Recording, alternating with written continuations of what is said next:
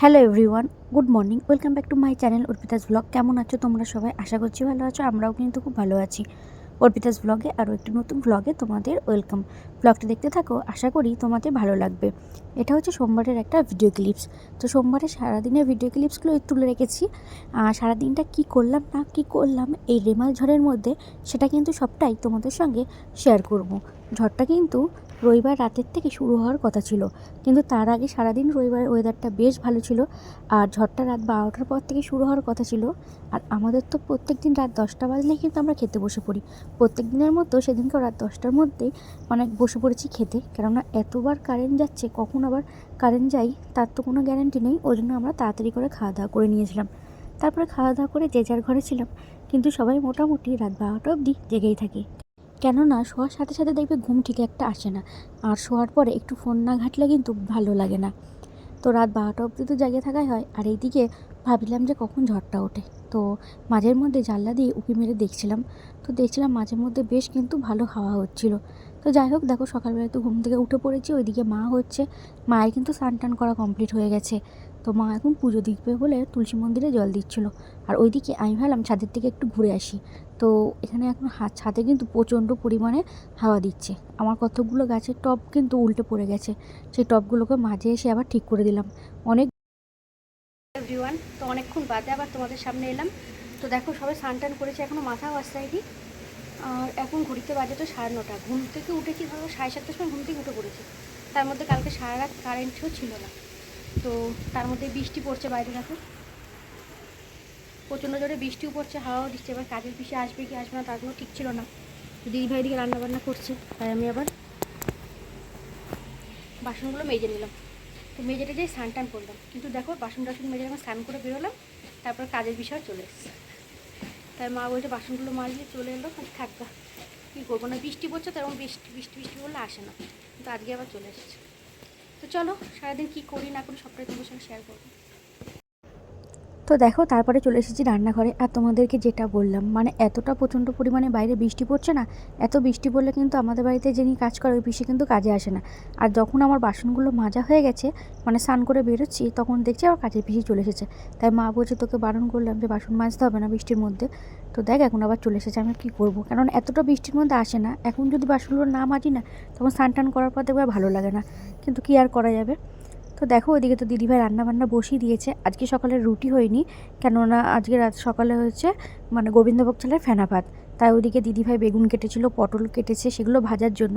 আর গোবিন্দভোগ চালের ফেনা ভাতের সাথে দেখবে একটু ডিম সেদ্ধ ভালো লাগে, ডিম সেদ্ধ নাহলে ভালো লাগে না। তাই বাড়িতে ডিম ছিল 4-5টা মতো, তো সেটাকে সকালে সেদ্ধ করতে বসিয়ে দিয়েছে।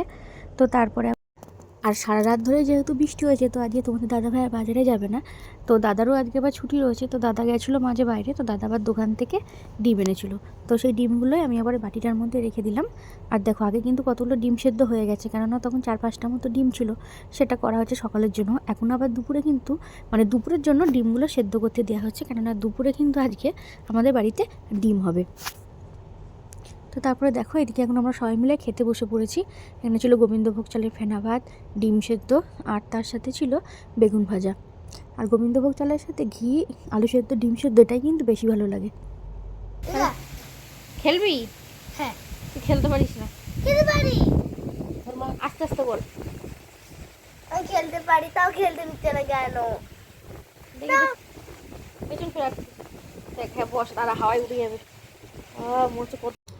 এতটা বৃষ্টি পড়ছে তো মা এখন আর টিভি দেখছে না, তাই মা এসেছিলো মাঝে বলতে যে লুডো খেলবো কিনা। তাই বললাম তাহলে চলো বসে লুডো খেলা যাক, কিন্তু পুকু তো রয়েছে। তাই বললাম এখন যদি লুডো খেলি তাহলে কিন্তু পুকু খেলতে দেবে না, কেননা ও তো বাচ্চা, ও খেলতে পারে না, কিন্তু খেলার জেদ করবে।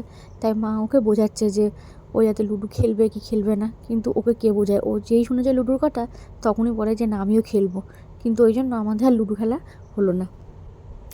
আর কালকে দেখো গেছিলো একটু মিনি বাজারে, তো বাজার থেকে আসার সময় স্টিকারগুলো কিনে এনেছিলো, তো সেটাকে এখন ফোনে লাগাচ্ছি। দেখো আমাদের কোনো কাজ বাজ নেই, আর এখন বাজে হচ্ছে 12টা। আর বাইরে তো প্রচণ্ড পরিমাণে বৃষ্টি হচ্ছে, ঝড় হচ্ছে। এদিকে আমিও শুয়ে আছি, এদিকে দেখো টুকু শুয়ে আছি। তুই কী করছিস? গেম খেলছি। ও গেম খেলছে। আর আমাদের একটা জিনিস দেখো, ধরো ওকে বাড়িটা তোলতো পুকু, হেরেই গেলাম। এ দেখো এখানে নিমকি আছে, দুজনে মিলে খাচ্ছি, গল্প করছি। আর কারেন্ট তো সকাল থেকে 2-3 বার করে গেছে, এখন তো গেছে 1 ঘন্টা গেছে, কারেন্ট আসার নাম নেই। কিন্তু ওয়েদারটা বেশ ভালো। আর এই জানলার ধারে পরে শুয়ে আছি, আর হাওয়া দিচ্ছে, তো ঠান্ডা লাগছে, তো একটা চাদর গায়ে দিয়ে নিয়েছি। হ্যালো এভরিওয়ান, তো এখন ঘড়িতে বাজে হচ্ছে 3:20, খাওয়া দাওয়া কমপ্লিট হয়ে গেছে। আর এখন দেখো একটু ছেলে গুজে নিয়েছি, এখন দিন বানাবো বলে। অনেকদিন দুপুরে ঘুমাই, আজকে আর ঘুমাইনি, এখন একটু রিলস বানাই। প্রত্যেকদিন দুপুরবেলা খাওয়া দাওয়ার পরে কি একটু ঘুমাই, কিন্তু আজকে আর ঘুমাইনি। আজকে একটু দুপুরবেলা বসে বসে রিলস বানাচ্ছিলাম, তো তারপরে এই ফোন টোন দেখতে দেখতেই কিন্তু টাইম কেটে গেছে। তারপর সন্ধ্যাবেলা ঘর বারান্দা তো ঝাড়টার দেওয়া হয়ে গেছে।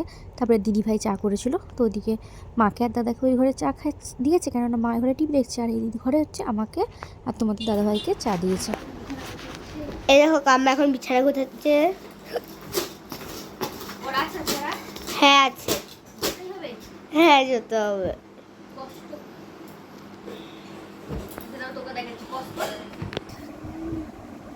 ঘোর এবার ঘোর। এই দেখো আমি জামার সঙ্গে একদম ওড়নাটা ম্যাচ করছে। হুম, তো জামা চুল নেই, এই যে চুল আছে।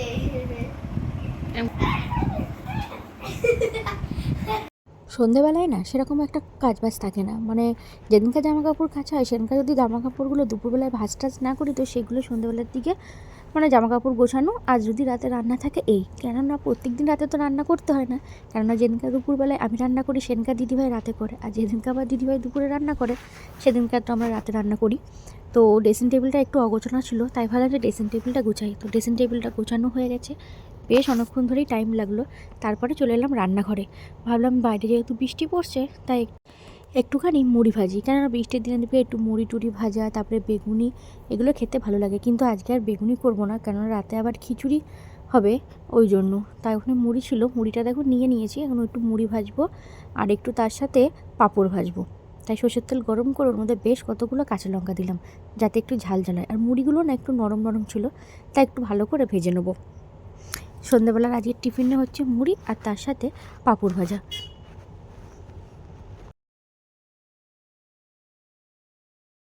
আজকে সন্ধ্যাবেলায় আমাদের কিন্তু ডিম টোস্ট খাওয়ার কথা ছিল, কিন্তু ডিম টোস্ট আর করিনি ইচ্ছা করে, কেননা সকালবেলা একবার গোবিন্দভোগ চালে ফেনা ভাত দিয়ে ডিম সেদ্ধ করা হয়েছে। আবার কিন্তু দুপুরবেলায় আমরা ডিম করেছিলাম আজকে রান্না, কারণ রাতে যেহেতু খিচুড়ি, আর খিচুড়ির সাথে তো ডিম ভাজা হবেই, তাহলে ওই জন্য সন্ধ্যাবেলায় আজকে আর ডিম টোস্ট হলো না। সন্ধ্যাবেলায় আজকে হচ্ছে মুড়ি দিয়ে পাঁপড়।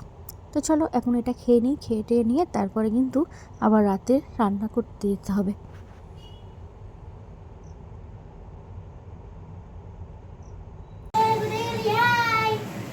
কি নিবি, কি করবি? নেল কাটার নে, লোক কাটবি, দেখো নোটটা কেমন বড় হয়েছে। দেখা দেখি, ভালো হয়েছে। হ্যাঁ আমি কাটবো, দাও। রাত্রি 9টা বাজে, এখন চলে এলাম রান্নাঘরে। রান্নাঘরে এসেছি খিচুড়ি বসানোর জন্য, আর খিচুড়িটা হবে আতপ চালের। বেশিক্ষণ টাইম লাগবে না, ওই জন্য একটু লেট করেই বসেছি।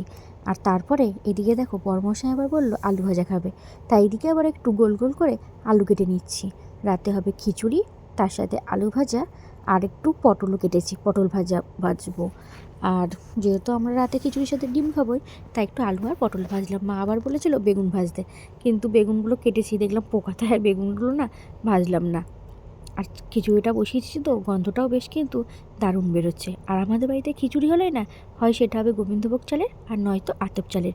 তোমরা কোন চালের খিচুড়ি খেতে ভালোবাসো সেটা কিন্তু অবশ্যই কমেন্ট করে জানিও। আমাদের বাড়িতে খিচুড়ি কিন্তু সবাই খেতে ভালোবাসে, শুধু পুকু বাদ দিয়ে। তো চলো এখন খিচুড়িটা তো ওদিকে হয়েই এসেছে, তাই ভাবলাম এদিকে একটু আলুগুলো ভাজতে বসিয়ে দিই। আজকের ভ্লগটা কিন্তু আমি এখানেই শেষ করছি। ভ্লগটা তোমাদের কেমন লাগলো অবশ্যই কিন্তু কমেন্ট করে জানিও। ভালো লাগলে লাইক, কমেন্ট আর শেয়ার করে দিও।